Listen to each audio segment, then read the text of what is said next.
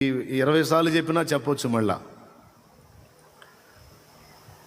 ఎందుకంటే ఇక్కడ దావీదు మనకు మంచి ఉదాహరణగా ఉంటాడు. ఈ సందర్భానికి ప్రతిసారి అతడే కనపడతాడు. సౌలు శత్రువుని చూసిన దృష్టి వేరు, దావీదు దేవుణ్ణి బట్టి శత్రువుని చూసిన దృష్టి వేరు. మొట్టమొదటిసారి దావీదు సమూయేలు ముందుకు వచ్చినప్పుడు దావీదు కళ్ళని గురించి స్పష్టంగా లేఖనం మాట్లాడిద్ది. అతడు చక్కని నేత్రములు గలవాడు అని. స్తోత్రం చెప్పండి. అంటే కన్నుల చక్కదనాన్ని గురించి దేవుడు చింతిస్తున్నాడా? చక్కని నేత్రములు గలవాడు. చూస్తారా వచనం?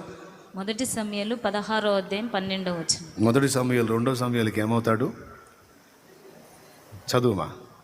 సమూయేలు రాసిన మొదటి గ్రంథము 16వ అధ్యాయం 12వ వచనం. 16-12 చెల్లి చదువుతుంది, వినండి.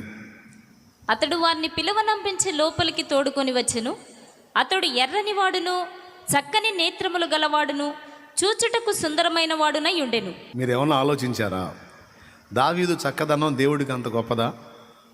అసలు దావీదుకి ఆ రూపాన్ని ఇచ్చింది ఎవరు? రైట్. నాకు దావీదు రూపమే అయి ఉండొచ్చు అక్కడ వర్ణన, కానీ కళ్ళ గురించి మాట్లాడాడు స్పెషల్గా. చక్కని ముక్కు గలవాడై, మంచి పెదవులు గలవాడై, మంచి బాహువులు గలవాడై, మంచి పాదములు గలవాడై అనొచ్చుగా.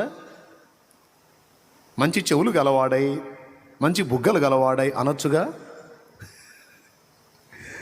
అవన్నీ అంటానికి బైబిల్ ఎంత గ్రంథం అయ్యిద్దిలే అనడలే అంటారా?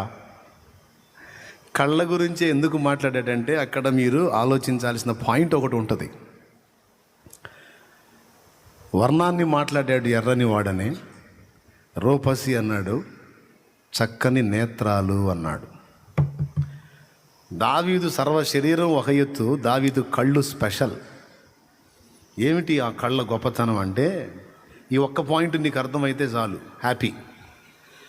దృష్టి. పరిస్థితుల్ని